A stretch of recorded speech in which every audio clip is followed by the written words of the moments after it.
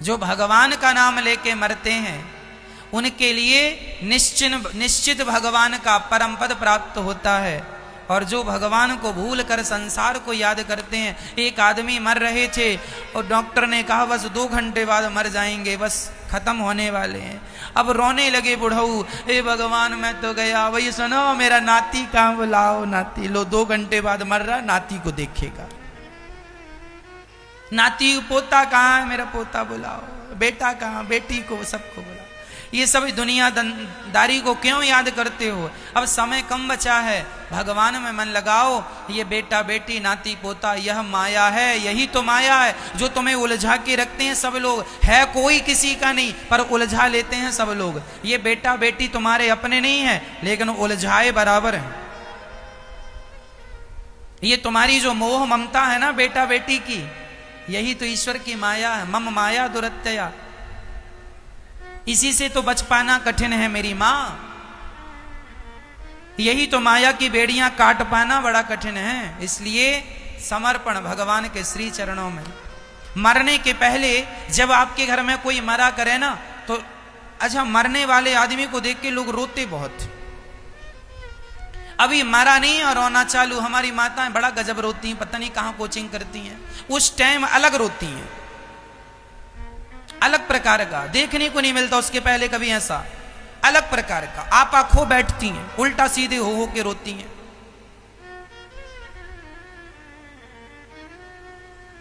क्यों इतना रोती हो मैया जी? हाँ, रोने के समय भी जरा व्यवस्थित रोया करो। सुस्वरम, गोपियां भगवान के लिए जब रोती थी, रुरुदु सुस्वरम, रोना भी सुस्वर अर्थात सुर के साथ, अर्थात मर्यादा के साथ। सुस्वर मतलब मर्यादा, मर्यादित रोना चाहिए। अब ये नहीं कि रोते रोते तुम्हारी साड़ी कहीं जा रही है, तुम्हारे बाल कहीं जा रहे हैं और रो रहे हैं, ये मर्यादित रोना नहीं है। मर्यादाओं का समय, मर्यादाओं का स्मरण तब भी रखना चाहिए जब जीवन में भयंकर विपत्ति हो। मर्यादाएं तब भी नहीं तोड़नी चाहिए कि अब विपत्ति आई तो मर्यादाएं तोड़ दे, वो तो गया ही गया। तुम जो रो रही हो, ये जो लोग रोते हैं किसी के मरने में, जरा इनसे पूछा करो क्यों तुम रो रही हो? क्या तुम नहीं मरोगी? तुम भी तो मरोगी। ऐसे ही जैसे ये मरा पड़ा है ऐसे तुम भी मरोगे। किस किस के मरने पर रोओगे, किस किस के मरने पे आंसू बहाओगे? मरने वालों पे आंसू ना बहाया करो, आंसू तो भगवान के चरणों में बहाया करो। नाथ कब मिलोगे, कब दर्शन दोगे? संसार के लिए रोते रोते तो हमारी जिंदगी बीत गई। क्या मिला? पड़ोसी मर गया तो रोने चले गए, रिश्तेदार मर गए तो रोने चले गए। हर महीने 15 दिन में कोई ना कोई मरता ही है। किस किस के मरने पर रोओगे? कितना रोओगे और क्या होगा रोने से? तुम्हारे रोने से मरा हुआ जिंदा हो जाएगा। फिर क्यों इतनी अज्ञानता है? क्यों भूल रहे हो कि हमें भी मरना है? इसलिए जब कोई मरे तो रोया ना करो। फिर क्या करें महाराज? गाय के गोबर से आंगन को लीप दो, स्थान को लीप दो। मरने वाला व्यक्ति अभी मरा नहीं है, मरने के स्थिति में है, गाय के गोबर से लीप कर उसे लिटा दो। उसके सामने भगवान का चित्र रख दो। सीताराम सीताराम का कीर्तन करो, श्री कृष्ण गोविंद। वो मरने वाला व्यक्ति यदि भगवान का नाम ना ले पाए तो तुम सुनाओ, तुम अपने घर वाले जो तुम बैठ के रोने लगते हो ना, जरा राम राम जपो। 2-4 मिनट राम राम जप लो। जब मर जाए, राम राम सुन के मर जाएगा तो उसकी सदगति होगी, और तुम्हारा रोना धोना सुन सुन के मरेगा तो उसकी दुर्गति हो जाएगी। इसलिए मरते हुए आदमी के सामने रोया ना करो, बहुत बड़ा पाप लगता है। क्या पाप लगता है वो भी बताता हूं। माना कि एक आदमी मर रहा था और उसकी बेटी आई, पिताजी पिताजी पहचानो।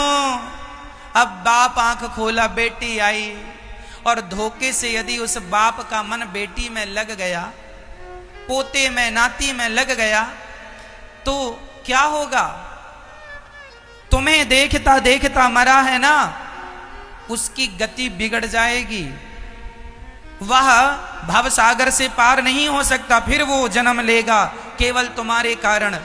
मर जाता, राम नाम तुम लेते, नाम नाम जपते भगवान का और मरता वो नाम सुनकर उसकी सदगति हो जाती, वह 84 के चक्कर से बच जाता। पर तुम्हारे रोने के कारण तुम में मन लगाया, भरत जी ने मृग में मन लगाया, मृग बन के आ गए। तुम भी मन लगाओगे, तुम भी वही बन के आओगे जहां मन लगा, इसलिए उसकी दुर्गति ना करो। तुम तो अभी बाद में भी रो लोगी, उसे मर तो जाने दो पूरा, फिर रो लेना मन लगा के। अभी मरा नहीं और रोना चालू, पूरा मर तो जाने दो। और ये रोने वाले भी गजब हैं, बहुत रोते हैं मरने वाले आदमी के पास, और 13 दिन बाद रसगुल्ले खाते हैं। एक और लाओ, एक और लाओ। ये मरने में आए थे रोने, और 13 दिन बाद ही इनका रोना धोना मिट गया, रसगुल्ले खा रहे हैं। एक और लाओ, एक।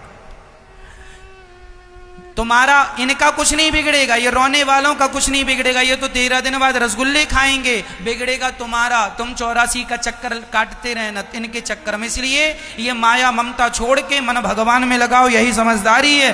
बेवकूफों की तरह हरकत ना करना, नहीं इनका कुछ नहीं बिगड़ना, तुम्हारा सब बिगड़ेगा।